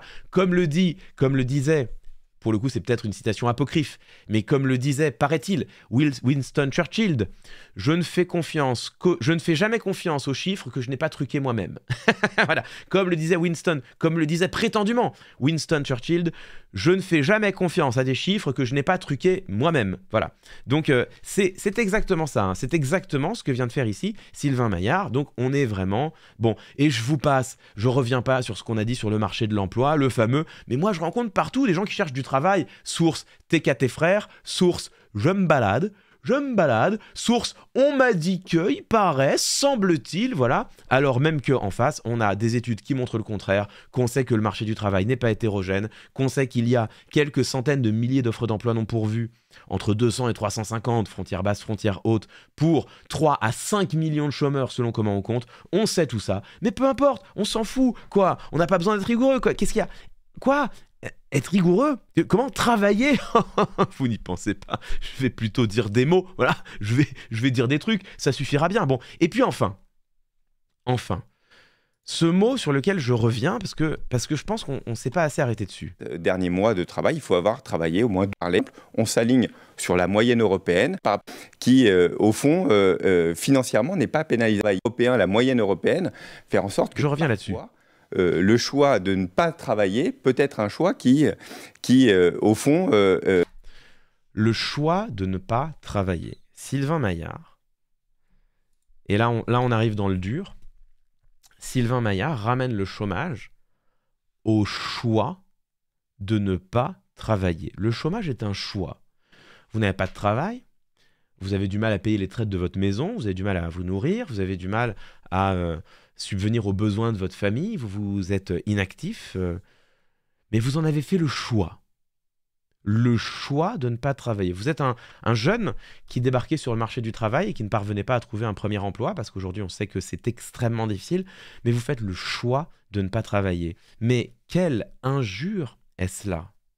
Quelle injure est-ce là aux millions de Français qui galèrent, aux millions de Français qui recherchent un travail, aux millions de Françaises et de Français qui ne rêvent que d'une chose, c'est de sortir de la précarité, c'est de sortir de la difficulté, c'est de sortir des périodes de vache maigre où on se serre la ceinture, où on va même faire la queue à l'aide alimentaire parce qu'on n'a plus de quoi s'acheter à manger. Les Restos du Cœur alertent sur le fait qu'ils n'ont jamais distribué autant de colis et qu'ils n'arrivent même plus à faire face aux demandes d'aide alimentaire. Mais on fait le choix de ne pas travailler. Mais bien sûr, les gens sont fainéants, vous savez. Ils font le choix de ne pas travailler. Et alors, c'est tout de même intéressant que cet aveu, et c'est le dernier élément de ce dossier, c'est le moment de ressortir ma bonne vieille mal à malice, bien sûr. C'est tout de même intéressant que ce mot vienne de Sylvain Maillard. Je vous ai retrouvé là une petite archive. Oh, c'était il y a longtemps. C'était il y a 6 ans. On était en février 2018. C'était il y a 6 ans. C'était les débuts du macronisme. Souvenez-vous, 2018, le monde était beau, le macronisme était jeune et conquérant. Sylvain Maillard était un jeune député de Paris, vaillant et vigoureux. Et à ce titre, Sylvain Maillard est allé donner une interview à RFI. Et à RFI, il a parlé... 2018, c'est ma mal à malice. Je ressors l'archive de ma mal à malice. En 2018, il parlait des sans-abri. Écoutons ce qu'il disait à l'époque. C'est le même Sylvain Maillard. La semaine dernière, le secrétaire d'État au logement, Julien de Normandie, a affirmé qu'il y avait, et je cite, pour être précis, a-t-il dit, pour être précis, une 50aine de SDF qui dormaient dans la rue en Île-de-France. Vous êtes élu de Paris. Très franchement, est-ce que ce chiffre vous paraît sérieux ? 50 personnes qui dorment dans les rues en Île-de-France. Alors, on était en 2018, mais je vous rappelle que en 10 ans, chiffre de la Fondation Abbé Pierre, le nombre de personnes à la rue a plus que doublé. Il est passé de 150 à 330 000. Fondation Abbé Pierre, 330 000 personnes dorment dans la rue aujourd'hui. Je vérifie. Je ne veux pas vous dire de bêtises. Je suis quasiment sûr que c'est 330 000. Absolument. Rapport 2023 de la Fondation Abbé Pierre sur le mal-logement, environ 330 000 personnes se trouvent sans domicile. Chiffre Fondation Abbé Pierre, environ 330 000 personnes se trouvent sans domicile. Mais tout va bien, puisque, alors là, on est en 2018, quelques années plus tôt, mais c'était déjà au moins 150. Et le ministre du Logement, Julien de Normandie, disait il y a 50 personnes qui dorment dans la rue. Et regardez comment Sylvain Maillard, député de Paris, commentait cette information. Il y a une incompréhension dans ces propos. Moi, je vais redire le chiffre exact. C'est évidemment 50 SDF ne se voient pas proposer une solution pour être à l'abri chaque jour, chaque soir, à Paris, en Île-de-France. Bon, alors... Alors qu'on sait que le 115 est saturé. On était en février. Février, c'est les périodes de froid. C'est les périodes de froid. On sait qu'en période de froid, le 115 est saturé. On sait qu'un grand nombre de sans-abri en fait renoncent à appeler le 115 parce qu'ils savent qu'ils vont passer des heures et des heures au téléphone sans qu'on puisse leur répondre. C'est-à-dire les services d'hébergement ne savent pas quoi répondre, ne sont pas en mesure d'accueillir 50 personnes par jour. Mais 50 personnes par jour. Les services d'hébergement ne sont pas en mesure d'accueillir 50 personnes par jour en février 2008 en Île-de-France. Point. Le chiffre est invraisemblable. Le chiffre est invraisemblable. Exactement. C'est la moyenne de ce que l'on peut... Ce n'est pas ce qu'il a dit. On peut parfois, un micro, ne pas être suffisamment prêt. Ah voilà, alors c'est vrai que c'est intéressant. Grosso modo, ce que nous dit Sylvain Maillard, c'est il y a 50 personnes à qui on n'arrive pas à donner un logement par jour à peu près. Déjà, moi, le chiffre me semble complètement fou. Il suffit de voir Alors même qu'ils revendiquent depuis 2018 d'avoir ouvert des places d'hébergement, ce qui est vrai, ils ont ouvert des places d'hébergement, mais je veux dire, il suffit de se balader dans les rues de Paris. Et parce que là, ils parlent d'Île-de-France, enfin, dans les rues de Paris et des villes de banlieue, le soir en hiver, pour voir que t'as pas 50 personnes, t'as pas 50... Enfin bon, bref. Donc, le chiffre me semble complètement fou. Pour moi, la seule chose qui explique ce chiffre, c'est que les lignes du 115 sont tellement insuffisantes que si tu arrives à les avoir, tu as des chances d'avoir un hébergement d'urgence. Mais moi, j'ai été en situation, l'hiver dernier, à plusieurs reprises, de tenter d'appeler le 115. Pas pour moi, hein, pas pour moi, mais j'ai été en situation de tenter d'appeler le 115. J'ai jamais eu quelqu'un au bout du fil. Je peux vous faire ce témoignage-là. L'hiver dernier, à plusieurs reprises, j'ai été en situation de devoir appeler le 115 parce que je voyais des gens dans la rue et que manifestement, il y avait urgence, quoi. J'ai jamais eu quelqu'un au bout du fil. Avec le 115, jamais. J'ai jamais réussi à avoir quelqu'un au bout du fil. Donc la seule chose, en fait, la seule chose qui permet de penser que ce que vient de dire Sylvain Maillard à l'époque soit vrai, la seule chose qui permet de le penser, la seule chose qui permet de l'expliquer, c'est que, en fait, le 115 est tellement sous-équipé, tellement sous-doté, que, effectivement, si tu arrives à les avoir au bout du fil, la plupart du temps, ils trouvent une solution. Sauf qu'en fait, l'immense majorité des cas, tu n'arrives même pas à les avoir au bout du fil parce que les lignes sont saturées. Voilà, je vois, vous êtes nombreux sur le chat à dire que vous avez la même expérience que moi. Mais alors écoutez, parce que ça n'est pas la seule, ça ne s'arrête pas là. D'accueillir 50 personnes par jour. Exactement, c'est la moyenne de ce que l'on peut... Ce n'est pas ce qu'il a dit. On peut parfois, un micro, ne pas être suffisamment précis. Ça arrive à chacun d'entre nous. Mais en tout cas, la réalité, elle est là. Le chiffre est exact. C'est 50 dossiers sur lesquels nous n'arrivons pas à donner de solutions positives, favorables à une mise à l'abri. Et ça, c'est déjà 50. Mais beaucoup plus qui dorment dans la rue tous les jours, bien évidemment. Beaucoup plus de 50. Et ça... C'est un échec pour le président de la République qui s'était engagé à ce qu'il n'y en ait plus avant la fin 2017. Frédéric Rivière, vous avez eu la gentillesse de rappeler que je suis aussi un élu local parisien. Ouais. Et ce qu'il faut savoir, c'est que même dans les cas de grand froid, certains SDF ne souhaitent pas être mis à l'abri, souhaitent rester seuls dans la rue. C'est leur choix. Rien ne les oblige à être mis à l'abri. On doit leur proposer une solution. C'est pour ça que ces 50 cas dont tu as parlé par jour, Julien de Normandie, sont des cas sur lesquels il faut se pencher. C'est très important de proposer une solution à tous ceux qui veulent être mis à l'abri. Mais il y a plein de raisons pour lesquelles un SDF refuse d'être mis à l'abri. Tout simplement ne pas vouloir être en communauté. Certains d'entre eux sont dans des situations psychologiques très compliquées. D'autres souhaitent rester en couple et les structures d'hébergement n'accueillent pas forcément les couples. D'autres sont avec des animaux domestiques et les structures d'hébergement n'accueillent pas forcément les animaux domestiques. Bref, il y a un ensemble de situations qui font qu'un SDF peut décider de rester dehors. Alors, voilà, c'est leur choix. Écoutez, c'est leur choix. Il est en train de parler de période de grand froid, Sylvain Maillard. Il y a plein de raisons qui expliquent que des SDF peuvent rester dehors, même par période de grand froid. Il est en train de parler de période de grand froid. C'est leur choix. Voilà. Donc, bon, bah c'est sûr, hein, c'est sûr. En fait, si ta vision du monde... Je ne vais même pas commenter ce qu'il vient de dire, qui est évidemment totalement faux. Totalement faux. Enfin, et qui est totalement faux. C'est leur choix. Non, c'est pas leur choix. Déjà, un grand nombre de personnes renoncent même à appeler le 115 parce que juste ils savent que les lignes sont saturées.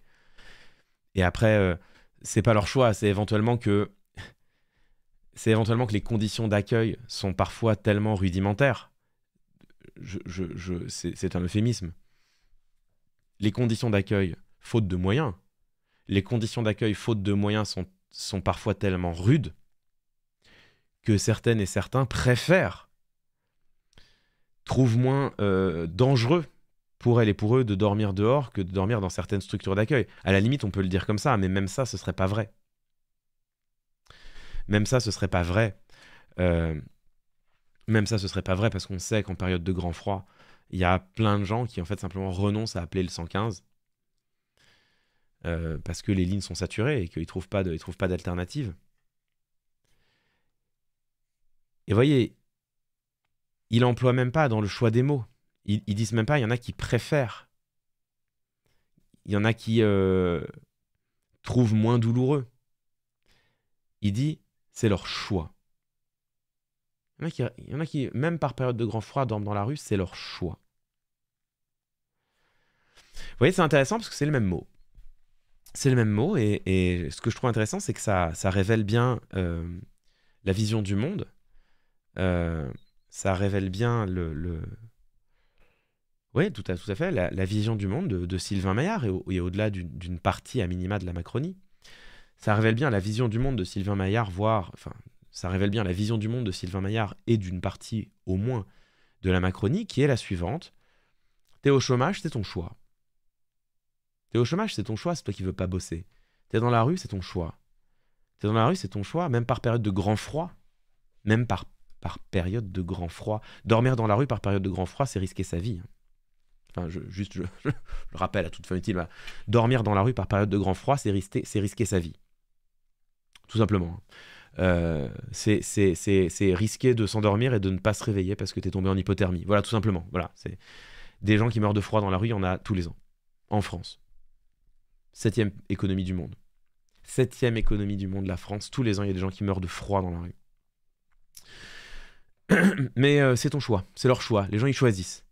Les gens, ils choisissent d'être à la rue. Pourquoi c'est important? Parce qu'évidemment, ce mot de choix, il détermine derrière, qui est totalement idéologique, qui ne correspond absolument pas aux réalités. On l'a vu.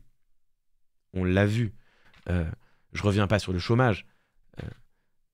Les gens qui choisissent de ne pas travailler, je reviens pas sur toute l'argumentation qu'on a fait. Je vous ai montré à quel point est-ce que cette phrase était totalement fausse, ne correspondait absolument pas à ce que toutes les études nous disent de la situation du chômage en France aujourd'hui. Et là, les gens qui choisissent de rester dans la rue par période de grand froid, mais vraiment, ça n'est absolument pas non plus ce que nous dit la Fondation Abbé Pierre. La Fondation Abbé Pierre qui, chaque année, alerte sur la situation de plus en plus dramatique du mal logement en France, de la situation de plus en plus dramatique des sans-abri, qui, tous les hivers, parce qu'il fait froid l'hiver en ce moment, il a fait froid en Île-de-France cet hiver, hein. Il a fait froid cet hiver en Île-de-France, qui tous les hivers passent des nuits dehors à s'endormir sans savoir s'ils vont se réveiller, tout simplement. Ah, c'est ça, hein, dormir dehors par période de grand froid. Mais c'est leur choix. Et vous voyez, c'est le mot magique au fond. Tout est plus simple. Tout est plus simple quand les gens ne travaillent pas par choix. Tout est plus simple quand les gens restent à la rue par choix. Si les gens ne travaillent pas par choix, bah tu vas les obliger. Tu vois ? Si les gens restent à la rue par choix, bah t'as rien à faire pour eux. C'est plus simple. C'est plus simple parce que, évidemment, si c'est autre chose qu'un choix, si c'est autre chose qu'un choix, alors il faut commencer à faire de la politique. Si il y a en France des chômeurs pour une autre raison que le fait que les gens choisissent d'être au chômage, alors là, il faut commencer à faire de la politique. Là, il faut commencer à créer de l'emploi, à essayer de créer des bons emplois.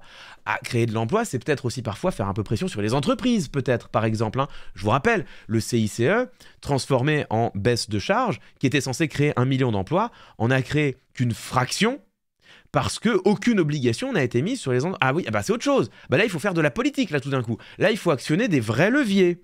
Là, il faut utiliser la puissance publique. Là, il faut prendre des vraies décisions. Mais non, c'est plus simple. Parce que si c'est la faute aux chômeurs et que c'est leur choix, on n'a qu'à taper sur les chômeurs et diminuer l'indemnisation chômage. Après tout, c'est leur choix. C'est sûr, c'est plus facile. C'est sûr. Si c'est le choix des personnes qui dorment à la rue de le faire, si c'est par leur choix qu'elles risquent leur vie à dormir dehors par -5, -10 degrés parfois, du coup c'est bon, c'est leur choix. Il y a pas besoin de faire quoi que ce soit, elles l'ont choisi. Alors que si elles le subissent, si le problème c'est que nos structures d'accueil sont tellement démunies qu'en fait les gens renoncent même à appeler le 115 parce qu'ils savent exactement comment ça va se terminer, c'est-à-dire une ligne occupée toute la soirée. Alors là c'est autre chose. Là, il faut faire de la politique. Là, il faut mettre un peu de puissance publique. Là, c'est sûr, il faut peut-être un peu mettre de moyens sur le 115 pour que les gens aient quelqu'un au bout du fil. Il faut peut-être continuer de créer des places, des hébergements d'urgence. Et d'ailleurs, ils en ont créé pour le coup. Ça, c'est quelque chose que la Fondation Abbé Pierre dit très bien. La présidence, sous la présidence Macron, il y a des places d'hébergement d'urgence qui ont été créées et qui sont en train d'être pérennisées. C'est vrai, il y en a. Mais pas assez. Cruellement pas assez. Qu'il y ait un début, c'est bien, c'est la bonne direction, mais il faut continuer, bien sûr. Sauf que là, ça coûte de l'argent tout d'un coup. Oui, c'est sûr. Là, ça coûte de l'argent, ça coûte beaucoup d'argent même. Alors, c'est plus simple de dire que c'est leur choix. Ouais, la politique, c'est plus facile. Hein. Quand...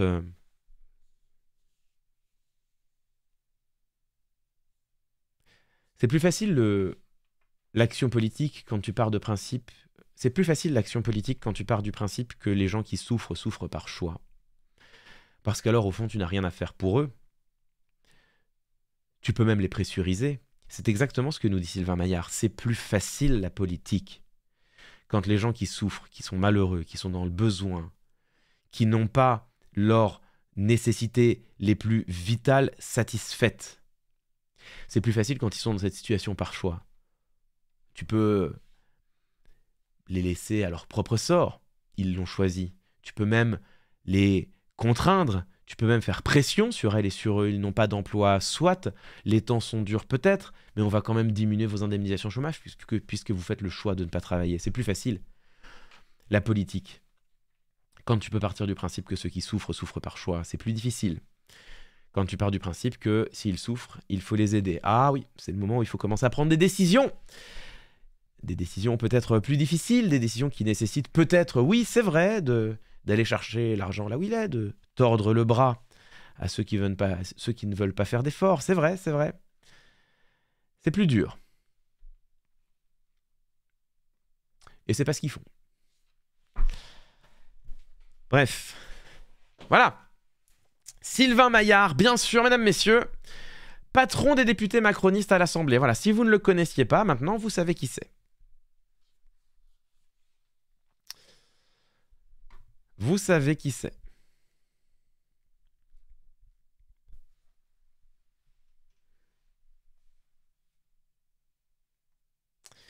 Et la part des chômeurs qui profitent, pas un mot dessus, Klemovic. Ah, la Macronie dans le chat, merveilleux. Bah si, j'en ai parlé. 8% des gens qui sont sanctionnés. Bon, bah écoutez. 8%. 92% des chômeurs qui cherchent réellement un emploi. 8% de gens qui sont sanctionnés. Et encore, hein, sur les 8% de gens, on a quoi, 1h40 de rush? À peu près, ouais. Je me sens chanceux. À peu près. Et encore, hein, sur l'étude de 2018 que je cite souvent, sur les 8% de chômeurs qui ont été sanctionnés, c'est parfois des toutes petites sanctions. Hein. C'est parfois des chômeurs dont on estime que ils n'ont pas suffisamment cherché du travail. Donc ils ont une petite sanction, ils écopent d'une petite sanction. C'est même pas des radiations pures et simples. Hein. Donc voilà. Sans compter la quantité de... Alors là, c'est là où on n'a pas de statistiques, mais on a de nombreux témoignages. On a de nombreux témoignages de gens qui se sont fait radier, donc dont on estime, dont Pôle emploi, dont France Travail a estimé qu'ils ne cherchent pas assez d'emplois. Et quand tu regardes les témoignages, parfois tu tombes de ta chaise, tu vois. C'est des gens qui, le matin, ont raté un coup de fil. Enfin, genre, qui n'a pas raté un coup de fil déjà, tu vois.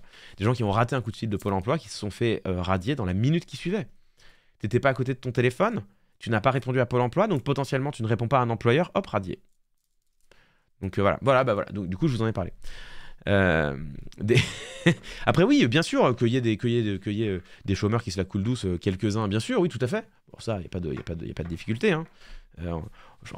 On en connaît tous. Mais la question, c'est quelle masse, quelle proportion, quelle masse ça représente. En fait, toutes les études montrent que c'est une ultra-minorité. Donc, fin de la discussion. Hein. Fin de la discussion. Aux toilettes, hop, radié.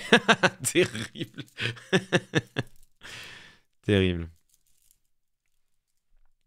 C'est mon cas. J'ai pas vu l'appel, radié. Ça m'a tout décalé de 3 mois. Ben voilà, vous voyez comme quoi. Après, on va pas renverser les arguments qu'on critique nous-mêmes. Hein. Ça, c'est typiquement des arguments par témoignage, c'est des arguments par de l'exemple. Mais vous voyez, c'est une manière de vous dire. Étude de 2018. Sur seuls 8% des chômeurs indemnisés contrôlés ne faisaient pas assez, d'après France Travail, d'efforts pour chercher un emploi. Donc 8%, c'est déjà très peu. C'est déjà une ultra-minorité. Et sur ces 8%, on a... Alors, on ne sait pas quelle part c'est là où on n'a pas de chiffres. Mais on sait qu'il y a de nombreux témoignages qui nous montrent que ces contrôles peuvent parfois avoir un caractère à minima discutable. Je dis bien parfois, hein. Parce que qu'il y ait des chômeurs qui ne cherchent pas assez un travail, oui, sans doute. Enfin, on en connaît des gens qui voilà, des gens qui ont bossé 5, 10 ans, qui se retrouvent au chômage, qui prennent un an un peu tranquille. Enfin, je veux dire ça, oui, on en connaît toutes et tous, mais l'étude montre, toutes les études montrent que c'est vraiment pas la majorité. C'est vraiment même une archi-minorité. Et enfin, je rappelle effectivement, hein, comme le dit Jean Gouas, il faut toujours en revenir à ça, je rappelle enfin que le chômage est bénéficiaire. C'est-à-dire, ton chômage, c'est une assurance en fait, tu as cotisé pour ça, et le chômage est bénéficiaire, il ne coûte pas d'argent à l'État. Encore une fois, il faut en revenir toujours à ça. Hein. Quand bien même, c'est une assurance. C'est une assurance que les gens ont payé 4,05% de revenus en moins sur le salaire versé par l'entreprise. Et donc c'est une assurance que les gens ont contractée et dont certains, une ultra-minorité, dont certains profitent. Parce qu'en fait, le truc, c'est que la majorité des gens... En fait, vous êtes matrixés parce que vous avez vu une ou deux personnes faire ça. On en connaît, moi j'en connais, hein, des gens qui voilà, ont pris leur chômage et derrière... Mais en fait, déjà dans le lot, t'as tous ceux qui en fait sont en reconversion. C'est en fait... Tu peux avoir l'impression qu'ils se la coulent douce, mais en fait, ils sont en train de monter un projet entrepreneurial, ils sont en train de faire des formations, ils sont en train de se reconvertir. Donc en fait, tout ça, ça prend du temps. Donc t'es là genre, ah bah dis donc, on te voit beaucoup en soirée. Oui, effectivement, on te voit beaucoup en soirée parce que ton temps est un peu moins contraint. Mais en fait, si ces gens-là ont repris des études, sont en cours de formation, sont en cours de reconversion professionnelle, sont en cours d'élaboration d'un projet d'entreprise, en fait, ils bossent, les gens. Ils sont en train de se mettre en situation de rechercher un travail. Et puis surtout, et c'est ce que montrent toutes les études, et il faut toujours y revenir, ce que montrent toutes les études, c'est que l'immense majorité des gens, en fait, quand ils tombent au chômage, leur seule volonté, c'est de retrouver un emploi, parce que c'est ultra angoissant, parce qu'ils voient le compte à rebours qui défile, et les gars se disent, dans 18 mois, je suis au RSA. Enfin, je veux dire, vous vous rendez pas compte, quoi. Pour plein de gens, se dire, si je ne retrouve pas de l'emploi maintenant, dans 18 mois, je suis au RSA, ça veut dire, dans 18 mois, je sais pas comment je fais pour payer mon loyer, ou pour rembourser les traites de ma maison, je sais pas comment je fais pour nourrir mes enfants, je sais pas comment je fais pour habiller mes gamins. Enfin, c'est ça pour plein de gens, se retrouver au chômage.